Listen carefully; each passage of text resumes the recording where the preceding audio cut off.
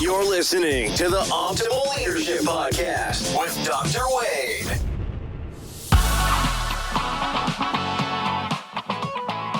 Welcome to the Optimal Leader Project podcast, where we bring you the best examples of personal leadership and share their secrets about what it takes to break through mediocrity and achieve success. Pay attention, because we'll share valuable takeaways that will surely be worth your investment of time. Let's get started as we help you achieve your best to become the optimal leader you were meant to be.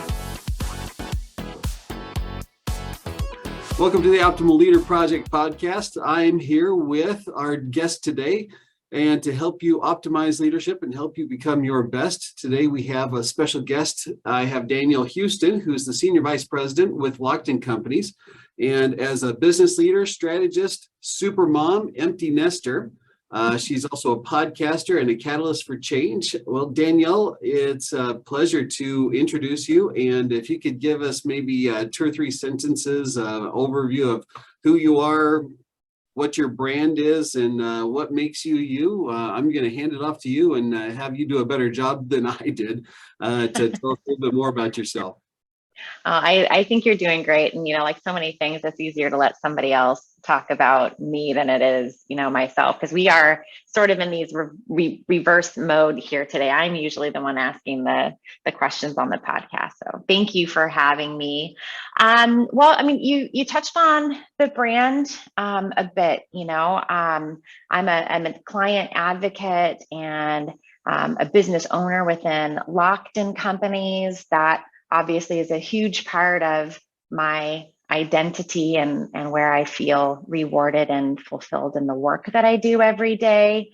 I am a super mom, but I'm also in this transition of going through empty nesting. My youngest is just finishing up her freshman year of college. So life is full of change, and it's really, the timing, I think, is perhaps not coincidental that you asked me to come and share a little bit, because in my life transitions with new organization and, new changes at home with, family growing up, I've gone through a lot of exploration and a lot of questions in this last year and a half to help me figure out some of these things, like where am I going and how am I getting there? Well, isn't that the truth? And it all seems to stack on top of each other. That one thing happens and then the other, and it all just seems to align. And yes. And to your point, it seems like we run into those people and the organizations that I don't know if we attract, if we're attracted to them because of where we're at, or if that just is. If it's the universe that draws us to them. I don't know. What do you think? Is that we find what we're looking for? I don't know. What do you think? I think it's a little of both. And the organization that I'm at now, I was certainly wrestling with a lot of questions about, what I wanted that next chapter of my life to look like. And I felt like, and I know I've shared a little this with you before, but I felt like I was really at a crossroads in my prior organization, that I was going to have to decide what kind of a person I was going to be too. It wasn't just about the business decisions and what that looked like. And as I wrestled with those questions and was really exploring what life should look like in the next version, along came an opportunity that really felt like it was right in so many ways.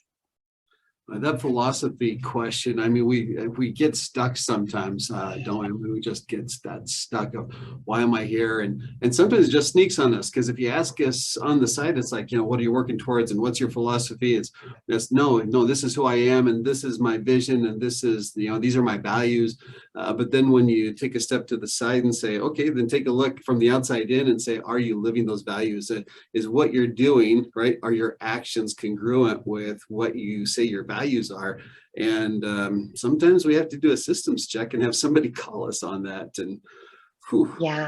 Yeah, and those are really tough questions, right? But I love what you said there, because it is one of my life mottos. And this is something that, in my personal relationships as well as in business, anytime that I really feel like I'm in a place that I don't know what I'm supposed to do next, taking a step back to say, does this decision get me closer to the life that I say that I want to have and to being the person that I want to be, or does it take me further away? It brings a lot of clarity very quickly. Oh, I had a great leader that I worked with, and he'd ask that question regularly: is what you're doing right? See that everything that you do is getting you closer to that goal. Because if you're not, then don't do it. Yes. But then I take a look at some of my principles, my philosophies, and sometimes they're not always in line with the most popular trends, if you will, or the most with what everybody says in the room. So, I mean, what's something that you can share about your leadership philosophies that you might say are perhaps counterintuitive, or that others may disagree with? Well, maybe one of them that I would say is counterintuitive is that I don't necessarily make decisions based on the money or the financial outcome. I will make decisions based on what I really feel is right. And sometimes that is the thing that doesn't make sense to everyone else. And, my move to Lockton was a really good example of that. It was a head scratcher to a lot of people because on the outside, there was a lot of success and a lot of wonderful things happening, but really on the inside, there was a lot of turmoil and question. And so taking a leap into something that was entirely unknown, but for the possibility that not only was the sky the limit, but that I would, be in an environment where I felt that I could be the person that I wanted to be and to continue to develop and to have the business and the personal life that I wanted. That was more important than a lot of the other things I left on the table. That's similar. Now, my dad, I love my dad. He passed away several years ago, but we're growing up, some of his principles were not in line necessarily with what the mainstream were, but that's what made him him. And I wanted to kind of rubbed off on me. And so his philosophy was, make a choice. Doesn't matter if it's the right choice or not, because once you make it, then you make it the right choice. And it's like, if your gut says it and you're aligned in it, it's in alignment with your values. And hey, once you jump, you're there.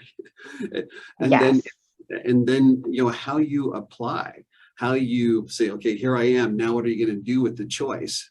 The choice is made. Now you're going to make it into the right decision and the right choice. And it says that's where the difference between success and failure comes in. So right, make it work, right? Yeah, make it work. So, take a look at your leadership journey. I mean, you have this pathway. I mean, you didn't just, get here overnight. Tell us a little bit about your leadership journey and how you got here. I mean, how'd you get here today? I mean, what are some of the things along the way that happened, whether it's, childhood or early adult life, your early career life? What got you here? What are some of those key events that helped you become who you are and what you are? Yeah, well, I think definitely it certainly stems from childhood. Didn't have, the easiest childhood, or, in a lot of ways, what I would kind of consider that idyllic childhood where someone, was kind of nurturing and, helping you to become that person you were going to be happening, close inside your home. But what I did learn through childhood was that love and nurturing comes in a lot of different packages. And I think that really helped me to become a person in adulthood who was always very open to the people who did want to come along and teach and guide. And I would say that where I am today really is a very beautiful collection of people all along the way who have, poured something into me, whether it was, a moment in time and maybe, passing words of encouragement or wisdom, or the people who really did take an extra step in time to make an investment of themselves in me to help me figure out what that path would look like. And one of the examples, and I love to share it, when I first started in the industry of health insurance, I don't really, like, I didn't even really know what health insurance was, right? I was a young single mom. What I wanted most in life was just to work one job and support my son. And, I get sent to Primera Blue Cross, and they had a brand new VP who had started, and he needed an assistant. And here I am. And he was a wonderful guy with lots of experience. And looking back, definitely a mentor and teacher at heart too. And he took me to lunch one day and, did the whole, so what do you want to do with your life, kid? And I basically said, I just want to work one job. And, I have a son to support. So I was ambitious in that regard and definitely willing to put in the work. And he said to me, this business is really it's a good business for women. And, these are the attributes I see in you. And I think that if you would make a commitment, I'll teach you the things that I know, and you'll never, ever have to pick between being a great mom and having a great career. And for some reason, I said yes. And 25-ish years later, here I am. But he was one of the people on the journey that I think is a really wonderful example of how you can really find someone who is early in their career, maybe very uncertain with who they are and what they want to do, but taking an interest and making some time there really helps to change the entire direction of someone's life. That lunch changed my whole life. Oh, that mentoring is so powerful. And when we start talking about the leadership capabilities, and I share in my leadership classes, that I'm teaching, especially at the university level, and they say, well, what is leadership? So like leadership, the number one thing that you can do as a leader is to teach, and just teaching and mentoring. Wow, we have such a chasm of a void of leadership these days, and a big part of it is our inability to find good mentors. And to your point, it's like, just ask that question: hey, what do you want to do, and where do you want to go? Yeah, where do you want to do? What do you want to go? And I think one of the other people, at least in my professional development, that I will always feel that I owe a tremendous debt of gratitude is another person that I worked with at Primera. And, she was a very strong female who she had the skills and the smarts, but she also did it in a way that she was very comfortable being herself while she was having all of this, this work success. And at the time, I kind of thought that if you really wanted to be successful in this environment that was made up of mostly men, that you'd have to probably be more masculine, or try to carry off more of those attributes that we think of as being more male. And instead, she demonstrated that, she could bring some of that softness and still be incredibly sharp. And, she could do it in some killer high heels and, say thank you and do some of those things that were a different element than what I had seen before. And she was another really great example of someone that she knew I was ambitious. She knew that I, in a lot of ways, I was a diamond in the rough. And when I talk about her now, I'll often describe that too as, in some ways, she was like the big sister at work who kind of helped finish raising me. She helped polish me up, and she would take me out, to meetings with her, so I could really see firsthand how to have hard conversations, how to have very consultative conversations, and how to help someone navigate some changes. And, those kind of hands-on experiences really helped shape a lot of what would come next for me in my career. And I often, today at work, if I'm kind of in a jam, I'll wonder, what would Jan do? That's awesome. I've shared, I shared last week, we were at the Spokane Women's Summit, right? Our first, so, and you delivered there. It was fantastic. So we had a group of women there, and we shared, talking about superpowers, right? Women bring superpowers. Yeah.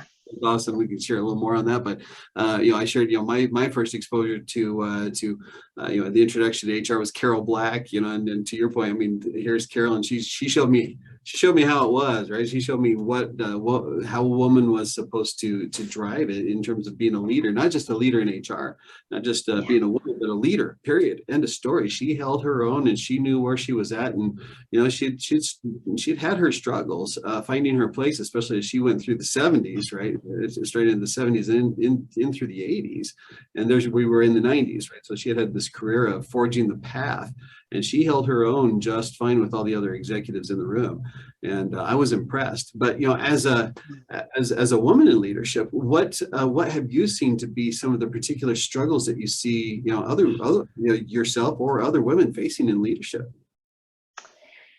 It's a great question, and I always hate to paint with too broad of a brush, and I would also say that I don't think that I've necessarily seen anything that's entirely different than what a lot of other female leaders see and experience. I always like to start with too, I think, wow, we have come so far. It's taken a very long time. And, I'm so thankful for women, like Carol and others that I have known here who had to have been so incredibly brave, to be willing to step into a room where they were probably the only one in that time. And, attitudes have changed tremendously. When I first started in this business, and, specifically, being in benefits and working with a lot of different brokers and consultants, you could count on one hand how many women were doing the work then that I am doing now. And I think, again, thank God for them, because they really started out doing something that there probably wasn't a ton of support for. They maybe had a couple of allies along the way who really encouraged them. So we've come so far, in the last 25 years, and we do still definitely have a long ways to go. But I think, especially the point where I'm at now, where my kids are raised, some of the challenges really were, and when I think about the things that were really, and I'll call it a little harder on my heart, were the things that I was incredibly ambitious. I was very, I achieved a certain level of success that I was very proud of, and, and in some ways more successful than some of the men that I worked with. And I was doing it while I, would go home after work and do the laundry and cook dinner and help with homework and get kids ready for bed and do pickups and trying to coordinate all of the things. So my plate was so incredibly full. And I think, one of those challenges was feeling fairly overlooked for the fact that what I was doing at work was in addition to all of this that I was doing at home. And I would so often be left out of some of those after hours social things because I had a family, and that juggle and that balance it's so real. So that's one of the struggles. And I think probably the other one that I would touch on is, and you kind of touch on this, I think earlier when you said something about, just having that confidence, but coming into the place where you feel really confident, taking up the space, whether it's in the Zoom meeting or in the office conference room where, you might be one of only a couple of women, but really being confident in, these things, these are the skills that you bring to the table. So be brave enough to speak up and to have your say and, earn the respect from your colleagues along the way. I think that's fantastic. And I appreciate you sharing that with me too, because, as you start to explore those challenges, not just for women, but, any leaders as well, but especially for women. And you're right, we've come a long ways. We still have ways to go, of course. But any kind of challenge with anybody going through leadership, and I see people struggling along the way. So for yourself or anybody that you've seen in these leadership positions, you see some folks who are in positions who probably shouldn't be there. You also see people who are excellent leaders who aren't necessarily in leadership positions. And so as you take a look at some people who you would consider to be successful leaders, whether they're in a position or not, what would you see are the most common practices or behaviors or qualities of those people who you would consider to be successful leaders? I think listening, that ability to really listen and observe are probably two of the biggest ones. When I think about a lot of the leaders that I have watched that I didn't think do well, those were the leaders who didn't come in and take the time to get to know a team or an organization and just started, making changes and dictating things, while the leaders that I think have been incredibly successful and earned the respect and the loyalty of the people around them are those who ask a lot of questions and do a lot of listening and watching, because they would view themselves as being someone more of a coach who's there to help people get better and to help an organization get better, and not necessarily there to throw power around and to dictate the course of where something is going. And I think that's probably a mindset that I would identify there too, of just being, the kind of leader that I would want to follow, and certainly the kind of leader that I want to be. And I know we use this word or this phrase a lot too, but emotional intelligence. I'm so glad that we're talking about that more now than we ever have before, because I do think, early in my career, I would say that leadership and those in leadership did view themselves as they were the powerful ones in charge, and you do what I say, and this is the direction we're going, and don't ask questions. Whereas there has been that real shift toward how does this make people feel, and how as an organization are we working together to achieve goals together. Not that there aren't some, needs to dictate the direction, but certainly a different way in getting there, and some different ways in leading people and creating cultures where people are working towards something bigger for them, bigger than themselves, and working in that together. And I think those are some really incredible qualities, and the people that I really like following too. I appreciate that. And that concept of emotional intelligence is such a big deal. And we've come to recognize that throughout the years, and we'll say it.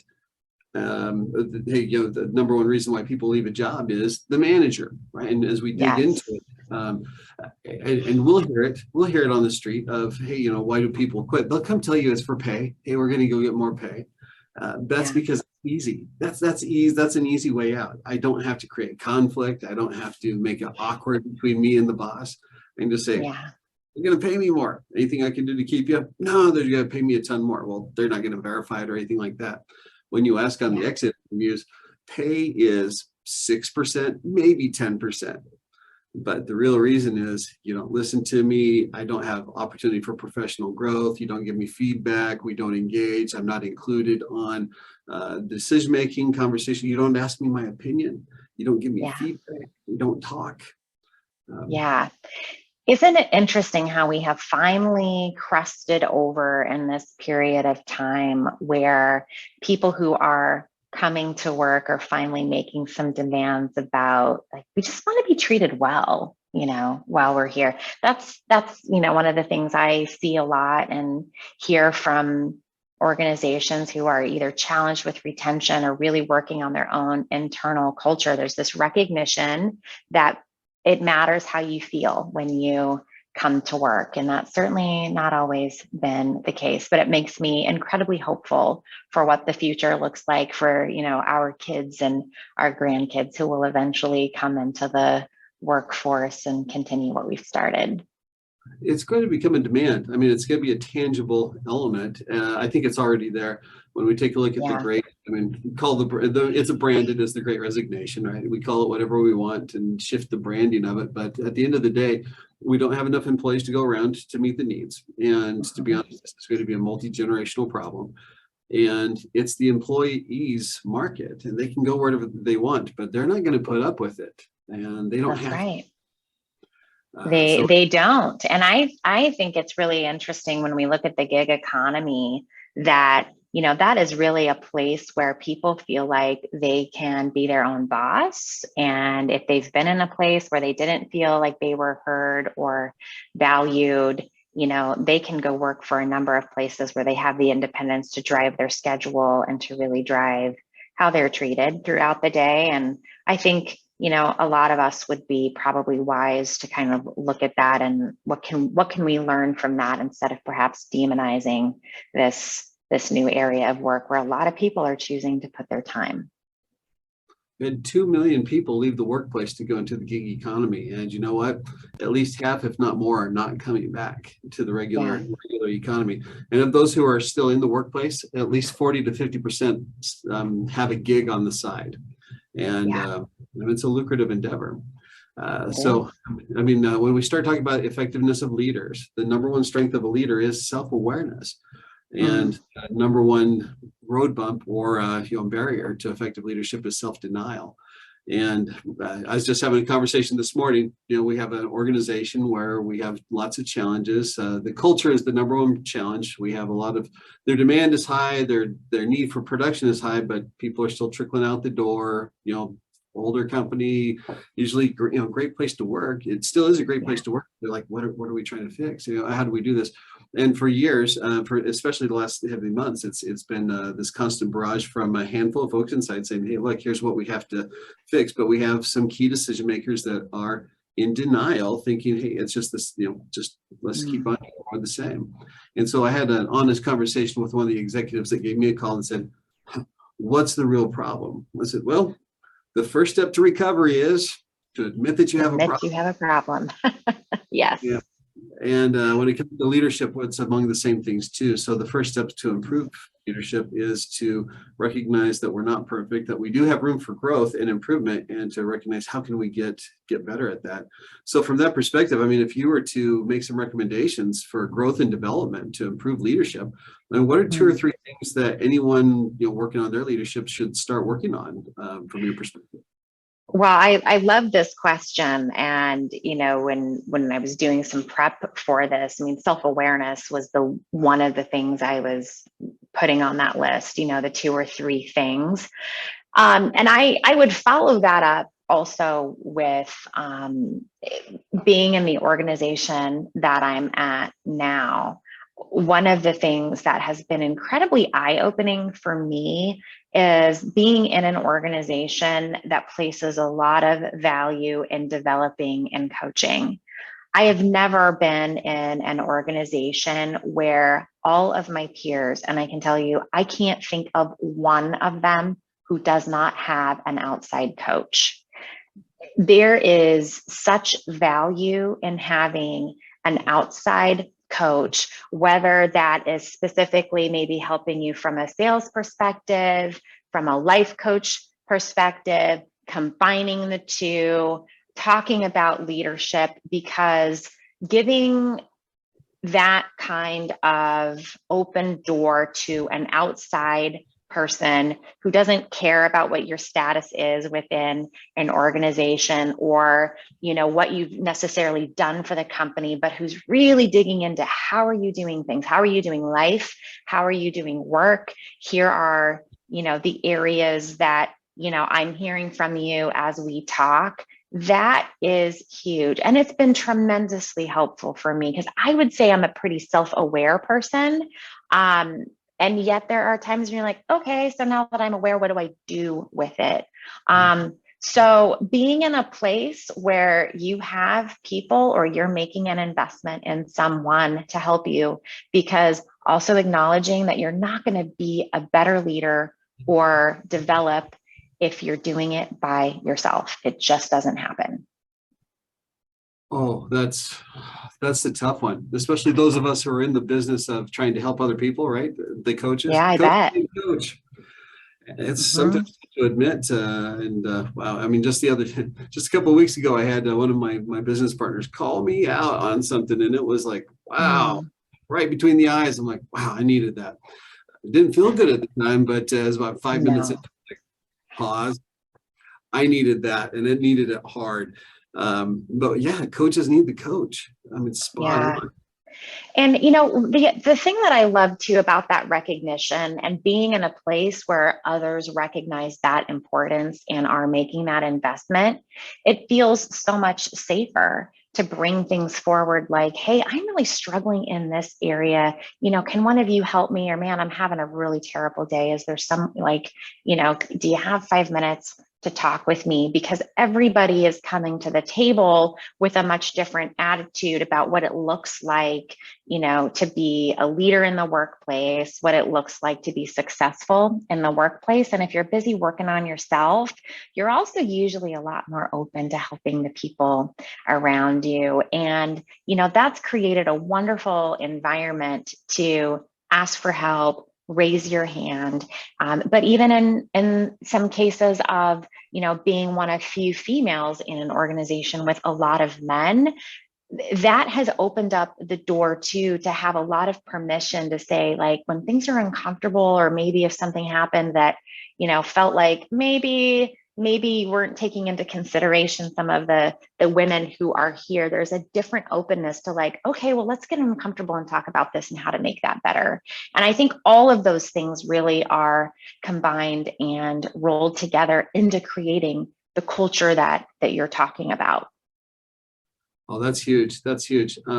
Just that final piece, and understanding where the multi-layers of feedback come in from coaching. I mean, as managers, as leaders, we need to engage in coaching for our folks, but also recognizing that, because sometimes as we sit back, we say, well, I've got people giving me feedback all the time.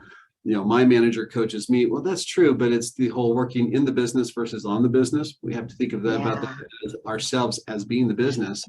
Working in the business, we have feedback coming to us in the business, our peers, people who are next to us, our spouse, not short of getting feedback from, from each other. But we need that outsider who can tell it to us like it is from that objective perspective, to say, hey, look, I'm not there, but this is what it looks like from the outside. This is the story you're telling me. It doesn't really sound like it's making sense. But what's interesting is that even with the outside, on the inside, to have that frank permission to say, look, y'all can give me some honest feedback, and you have to give that permission, or else they're going to keep on feeding you the same line. But finally, even last night, my spouse, right?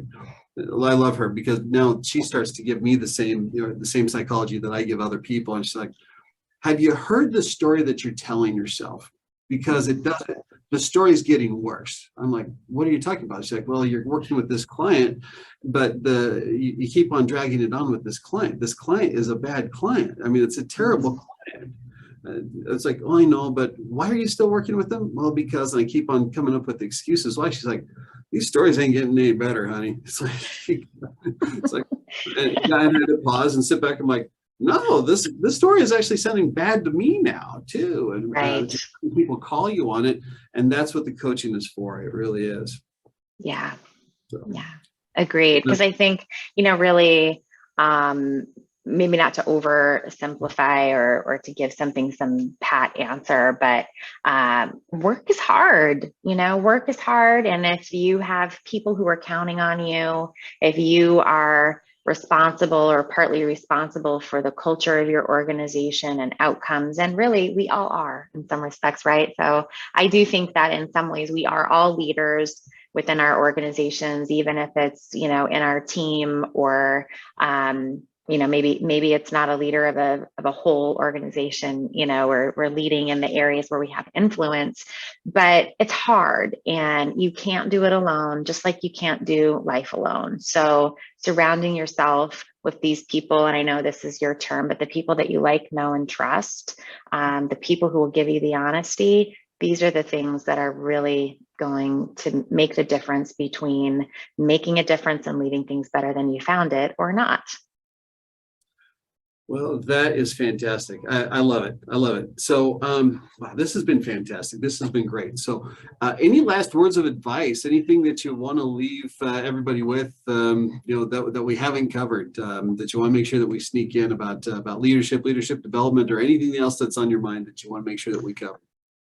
I think the only thing I would leave, and I will save this from the female perspective, for anyone listening to this around leadership, and you're thinking about how to make your organization better, how to create that environment where we all feel welcome and can use our superpowers, be the person who's willing to stop and, be the encourager, be the one to see someone and make room, because, there's room for everybody at the table if you're willing to work for it.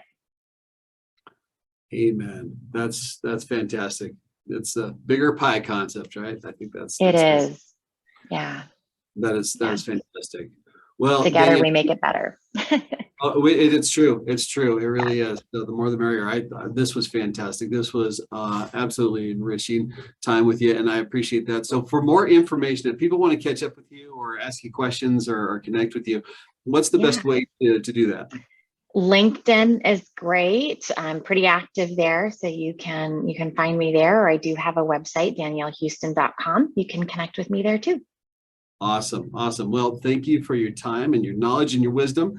And we look forward to learning more and staying in touch. So thank you very much. And Thank you. we'll be in touch. So, all right. Thank you Sounds very great. much. So take care.